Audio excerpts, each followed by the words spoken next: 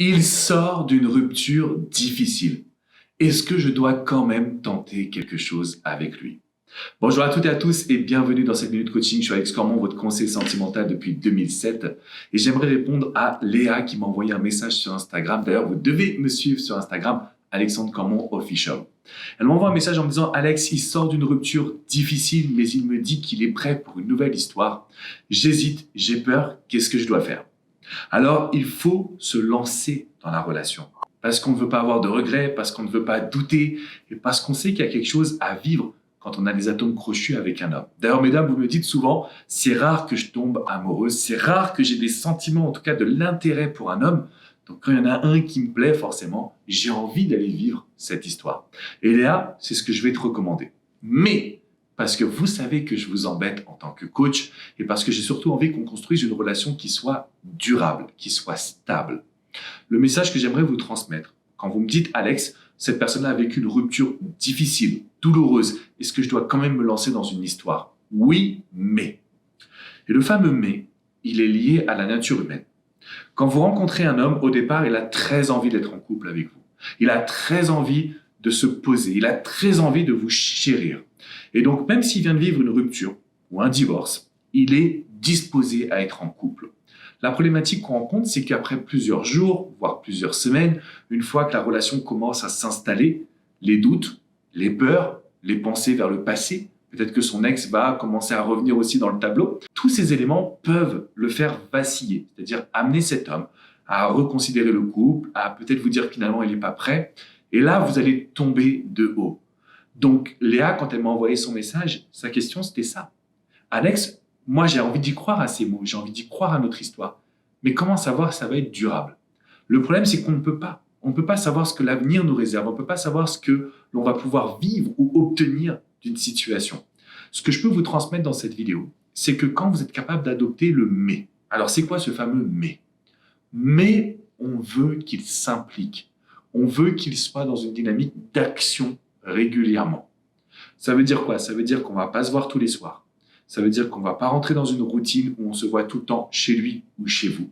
Ça veut dire qu'on va vraiment prendre le temps d'apprendre à se découvrir avant de se considérer comme en couple.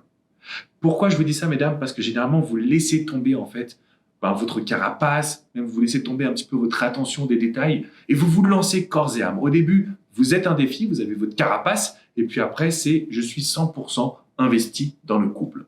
Sauf que ce passage peut amener un homme à fuir, à partir, à reconsidérer la relation.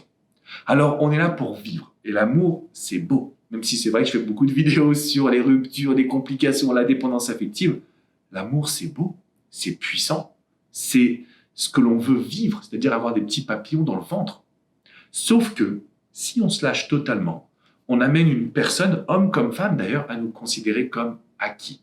Donc Léa, ce que je vais te conseiller, et ce que je vous conseille à toutes mesdames, lancez-vous, mais mettez-le dans un processus d'action.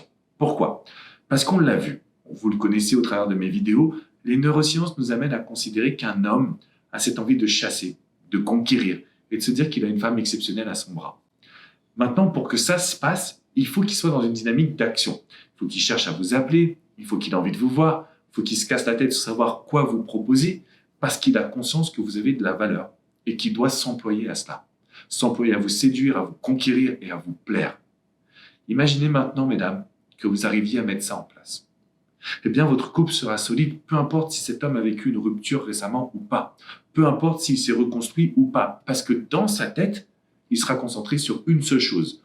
Vous apporter ce que vous désirez. Cette méthodologie, elle a un nom. Elle s'appelle le push and pull.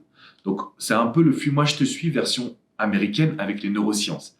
Je suis capable de m'investir dans la relation, mais en même temps, je crée du manque, je crée du besoin et je m'assure de recevoir. Recevoir de l'amour, de l'attention, du temps, recevoir une relation et un investissement de la part de cet homme que j'aime, que j'apprécie, pour qui j'ai des petits papillons dans le ventre, avec qui j'ai envie de vivre une histoire. Donc, si vous voulez tout savoir sur le push and pull, juste cliquez dans la description qui est en dessous. Vous avez le lien vers une vidéo qui est privée, confidentielle, qui est uniquement là pour vous. Vous allez la regarder et vous allez apprendre comment pratiquer ce fameux push and pull.